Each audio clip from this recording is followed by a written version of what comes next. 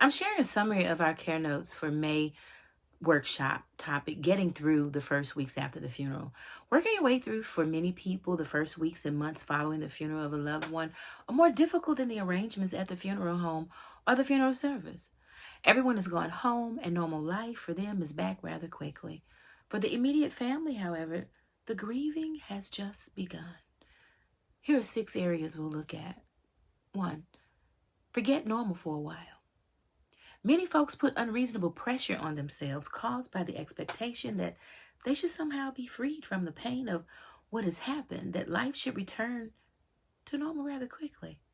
When this doesn't happen, they feel shame as if something is wrong with them, but nothing is wrong except the expectation that life should be normal again so quickly.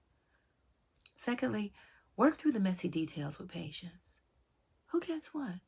If a will was not drawn up, this can be a struggle. Try to work out your differences fairly, giving one another the benefit of the doubt. Create a list for all to choose from to clarify their wishes and work towards a compromise. Each of you will have a unique set of memories, a unique emotional investment in various items. Be sensitive to each other's feelings and respect that uniqueness of one another's experiences. Third, know what to hang on to and what to let go of.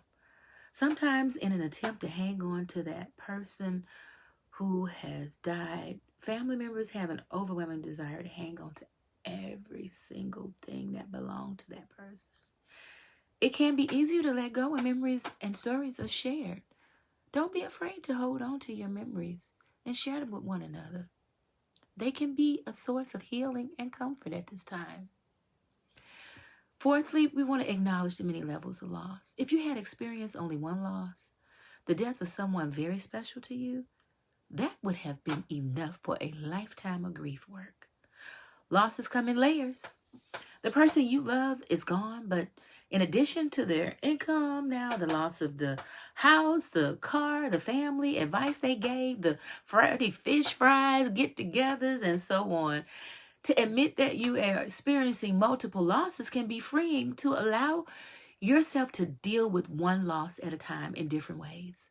It helps you guard yourself against trying to just bounce back and get on with life.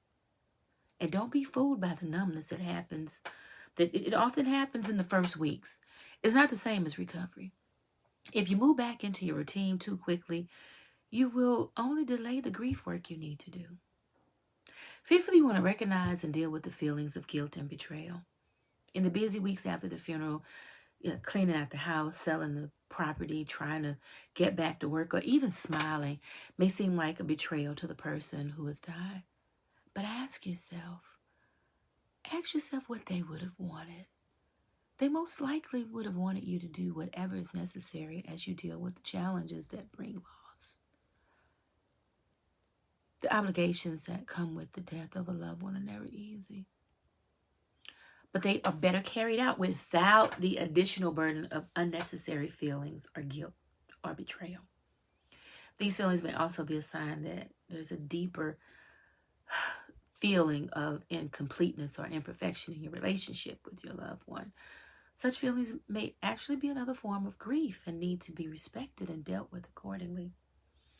Lastly, know what you need from others. It's not that friends and relatives are unwilling to help, but they often have to be told what you need. Sometimes you need to get out more.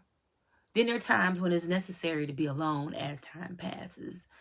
It will become more evident that and more important for you to let others know what you need.